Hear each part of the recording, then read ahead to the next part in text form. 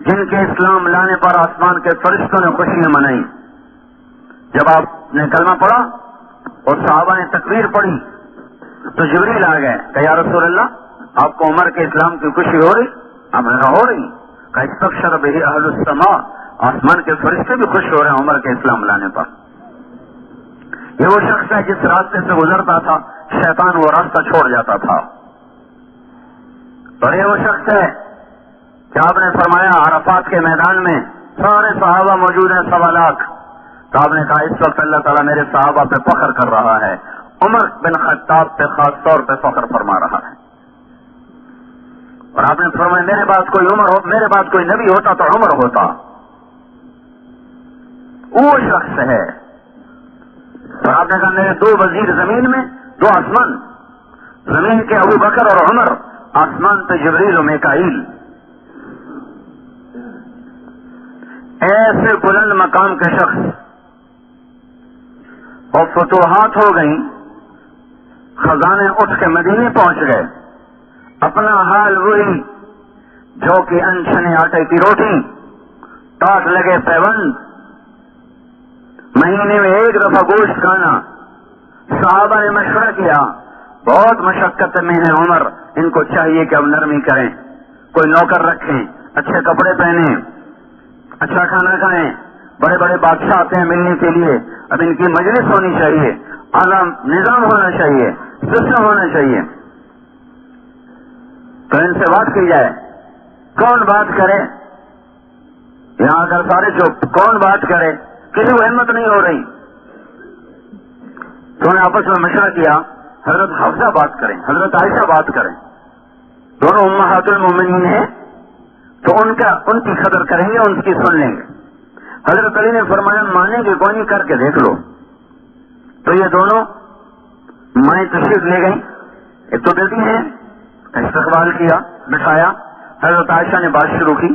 امیر المومنین، اللہ تعالیٰ نے اپنے نبی پر دنیا کا دروازہ نہیں کھولا تھا، وہ دنیا سے ایسے ہی چلے گئے، نہ دنیا آئی نہ انہوں نے اس کو چاہا. میرے باپ نے حکومت سنبھالی، نہ دنیا آئی نہ انہوں نے چاہا، نہ کھلی نہ انہوں نے کھلوائی، وہ بھی دنیا سے ویسے ہی چلے گئے. اللہ تعالیٰ نے آپ کی برکت سے اسلام کو زندہ کیا اور ساری دنیا میں اسلام کا ڈنکا بج گیا. ساری دنیا کے خزانے اٹھ کے مدینے آ گئے ہیں. اب وہ زمانہ نہیں رہا. آپ اپنے اوپر رحم کھائیں اور اپنے طرز زندگی بدلیں. آپ اتنے موٹے کپڑے پہنتے ہیں، جسم کو تکلیف ہے، آپ نرم کپڑا پہنیں. اب آپ پر بڑھاپا کاری ہے، آپ اتنی سخت غذا کھاتے ہیں، آپ اپنے لیے نرم غذا کریں. آپ کو خدمت کی ضرورت ہے، کوئی نوکر رکھیں. آپ کے پاس بڑے بڑے وفد آتے ہیں، آپ کوئی مجلس ہو، اچھی پوشاک ہو، اچھا کپڑا ہو، یا برائے مہربانی آپ ہماری اس بات پر غور فرمائیں. اور حضرت عمر کا رنگ تبدیل ہو رہا. جب بات ختم کی تو کہنے لگے تمہیں کس نے بھیجا میرے پاس؟ کہنے لگی پہلے آپ آنا تو کریں. تو فرمایا کہ اگر مجھے پتہ چل جائے جنہوں نے تمہیں بھیجا میرے پاس تو میں مار کے ان کے چہرے کالے کر دوں. پھر اپنی بیٹی سے مخاطب ہوئے، حضرت حفصہ سے. کہنے لگے تو گھر والی ہے اور گھر والے کو پتہ ہوتا ہے گھر میں کیا ہے. تو بتا تیرے گھر میں اللہ کے نبی نے کبھی زندگی بھر 2 وقت کھانا کھایا؟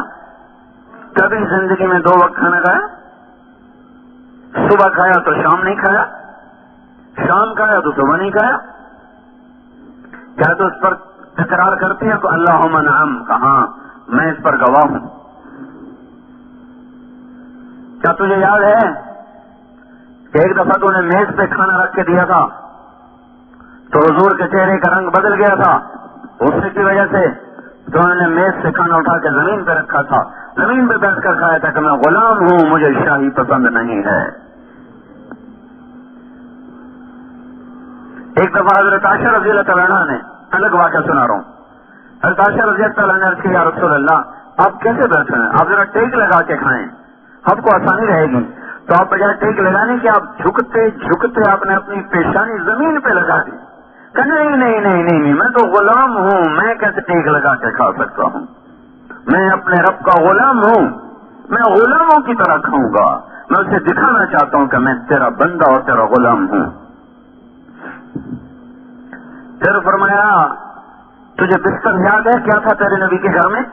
کہ جی ہاں، ایک ٹارچ تھا جسے رات کو دورہ کر دیتی تھی، دن میں پھیلا دیتی تھی۔ آپ نے فرمایا تجھے وہ رات یاد ہے جب ایک دن تو نے ایک تہ اس کی اور لگا دی تھی، دورے کی بجائے چوڑا کر دیا تھا؟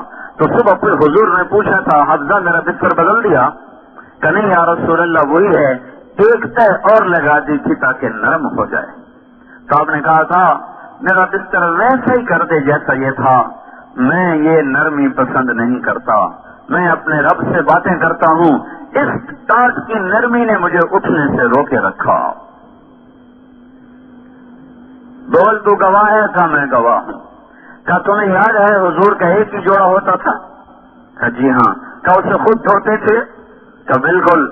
کہا بعض اوقات یہ حال ہوتا تھا کہ نماز کا وقت ہوتا اور آپ کپڑے دھو کے لٹکا کے اندر بیٹھے ہوتے تھے، بلال آ کر عرض کرتے یا رسول اللہ نماز کا وقت ہو چکا ہے، تو آپ فرماتے میرے پاس کپڑے کوئی نہیں ہیں پہننے کے، اللہ کی راہ میں نکلنے کے بھی ارادے کرو۔